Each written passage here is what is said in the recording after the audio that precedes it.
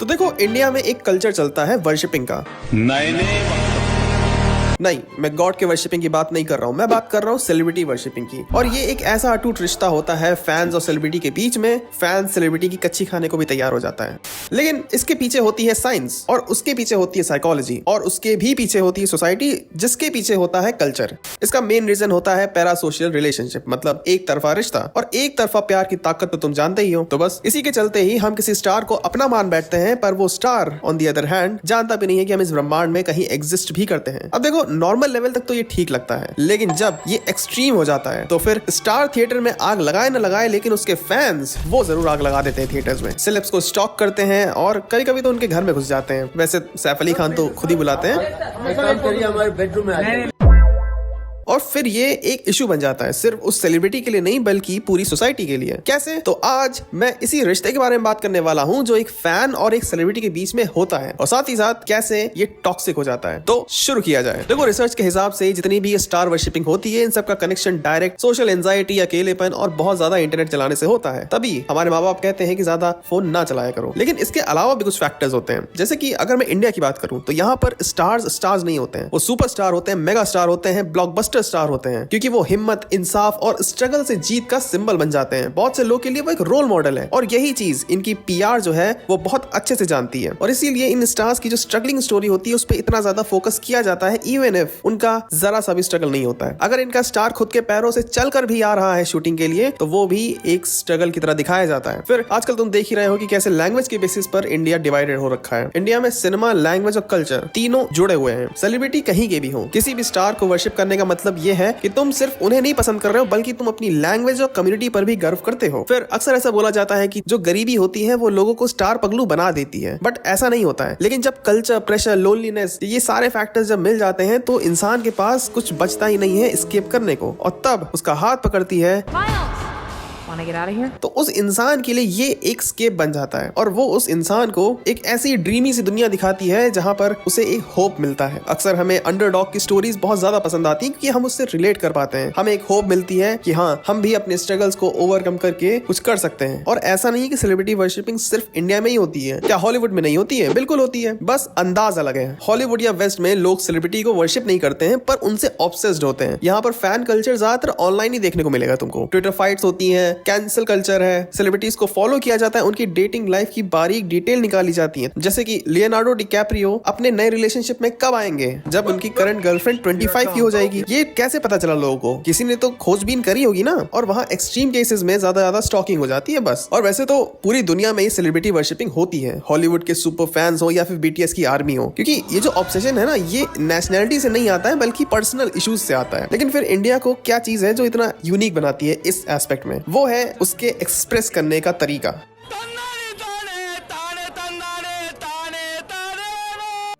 यहाँ फैंडम सिर्फ पसंद नहीं करे जाते हैं, यहाँ पर एक रिचुअल बन जाते हैं। बड़े बड़े कटआउट्स लगाए जाते हैं। मूवी रिलीज होने से एक दिन पहले ही लोग थिएटर्स में पहुंच जाते हैं, उनका वेट करते हैं। अगर कोई सेलिब्रिटी बाय चांस कहीं दिख जाए तो उसको घेर लेते हैं, और पिछले कुछ सालों में बहुत ज्यादा हो गया है। मुझे याद है एक टाइम पर सलमान खान साइकिल से फार्म हाउस जाया करते थे, पर अब ऐसा नहीं है। द पॉइंट इज, इंडिया में जो फैंडम होता है वो ज्यादा दिखने वाला, ज्यादा शोर शराबे वाला और ज्यादा ही ऑब्सेस्ड होता है। तुम अक्सर देखते होगे SRK versus Virat Kohli Twitter पर। अब तुम खुद बताओ, क्या जो फैंस एसआरके के लिए लड़ रहे हैं उनके घर में आटा मन्नत से जाता है? या जो फैंस विराट कोहली के लिए लड़ रहे हैं, क्या उन सबको विराट अपने साथ लंदन ले जाएगा? नहीं, उन्हें तो पता भी नहीं है, उन्हें कोई मतलब भी नहीं इन चीजों से, बट फिर भी वो फैंस कर रहे हैं। क्यों? क्योंकि उनके लिए उनका जो स्टार है वो बेस्ट है। और फिर हर एक रिश्ते की तरह इस रिश्ते में भी कहीं ना कहीं दिक्कतें आने लगती। जब फैंस की तरफ से दिक्कत होती है वो तब होती है जब लॉजिक और कॉमन सेंस तेल लेने चला जाता है, जब क्रिटिसिज्म को हेट समझे जाने लगता है, और जब लोग अपनी जिंदगी से ज्यादा किसी और की जिंदगी की परवाह करने लगते हैं। और एक सेलिब्रिटी की तरफ से गलती तब होती है जब एक सेलिब्रिटी इन सारी चीजों को फॉर ग्रांटेड लेने लगता है, जब उसको लगने लगता है कि नो मैटर व्हाट, वो चाहे कुछ भी कर ले, उसके फैंस उसे हमेशा सपोर्ट करेंगे। एक ऐसे ही self proclaimed India's biggest largest extremist actor हैं, या मैं कहूँ स्टार हैं, जिनका मैं नाम तो नहीं ले सकता, लेकिन हाँ, उनका नाम राइम करता है अभ्यास से। तो रिसेंटली अभी उनकी एक नई मूवी आई थी जिसमें कि उन्होंने एक नई जॉनरा ही इन्वेंट कर दी है। तो घर बैठे मैंने उसका एक सॉन्ग देखा था। उनकी परफॉर्मेंस देखकर मेरे अंदर इतनी हिम्मत हुई नहीं कि मैं थिएटर जाकर इस फिल्म के दर्शन कर सकूं। मूवी बर्बाद थी। और ये कोई पहली बार नहीं है, ठीक है, गलती होती है इंसान से, इंसान भी गलती से ही होता है, पर एक बार, दो बार, तीन बार, चार बार सेम गलती, वही पैटर्न। और सबसे वाहियात बात ये लगती है कि इसको कवर करने के लिए लीड एक्टर्स को एक स्क्रिप्ट दे दी जाती है जो वो हर इंटरव्यू में जाकर बोलती है। ओह माय गॉड सर, इतने डाउन टू अर्थ हैं, मैं क्या बताऊं। अब आई हो तो बता ही दो। इतने अच्छे हैं कि उन्होंने अपनी विग के लिए एक एक बाल खुद जमा करा है। Can you believe it?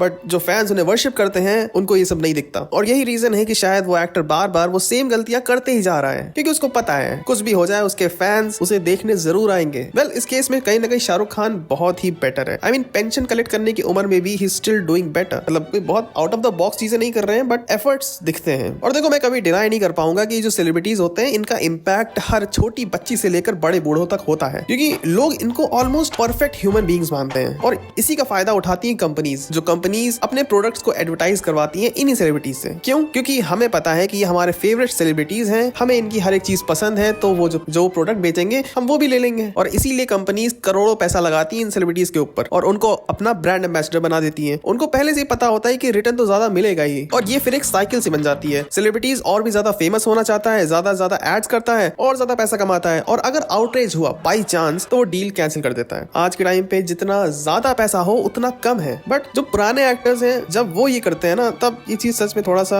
Disappointing लगती है। अब अगर कार्तिक आर्यन ऐसे प्रोडक्ट्स को एंडोर्स करे तो समझ में आता है, भाई उसको पैसों की जरूरत है, क्योंकि उसको स्कूल की फीस भी देनी रहती है।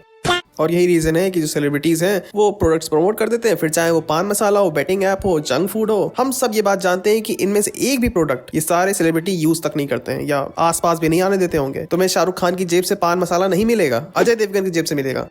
और इसको बोलते हैं हैलो इफेक्ट। जब किसी सेलिब्रिटी की वजह से एक नॉर्मल या इवन वाहियात सा प्रोडक्ट भी अच्छा लगने लगे, डिजायरेबल लगने लगे, बस इसलिए क्योंकि हमें वो सेलिब्रिटी पसंद है। तुम्हें याद हो तो हमारे बचपन में सचिन तेंदुलकर बूस्ट का ऐड करा करते थे। उसकी टैगलाइन होती थी सीक्रेट ऑफ माई एनर्जी। पहली बात तो अगर ये सीक्रेट है तो तुम टीवी पे आके सबको क्यों बता रहे हो?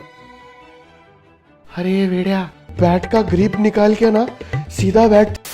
वो तो अब फूड फार्मर जैसे लोग आ गए हैं, जिसकी वजह से मोस्ट ऑफ द कंज्यूमर्स जो हैं वो थोड़े से अवेयर हो गए हैं, वरना लोग ये सब बेचते रहते, तुम कंज्यूम करते रहते। खैर, तो सवाल ये है कि क्या सेलिब्रिटीज हमें कुछ वो करते हैं, और क्या गलती हमारी है कि हम उनसे मोरल्स या एथनिक रिस्पॉन्सिबिलिटी एक्सपेक्ट कर रहे हैं? कहीं ना कहीं हाँ। देखो, जब किसी इंसान को आइडलाइज करा जाता है ना, तो उनके जो बैड एस्पेक्ट्स होते हैं वो भी तो आइडलाइज हो जाते हैं। आप हमेशा आर्ट को आर्टिस्ट से अलग नहीं कर सकते, क्योंकि इन जनरल लोगों में इतनी क्रिटिकल थिंकिंग नहीं होती है कि वो दोनों को अलग अलग देखें। इतना लोग सोचते भी नहीं है, ठीक है। ये सब हम हैं जो ये सारी बकवास कर रहे हैं, वरना कोई नहीं सोचता ये सब, क्योंकि ये लोग सिर्फ पब्लिक फिगर्स नहीं है, ये कल्चरल फिनोमेना है। इनके पास कल्चर और ट्रेंड को डिफाइन करने की पावर है। जो सेलिब्रिटी पहनता है, कैसे बाल रखता है और कैसी स्माइल करता है,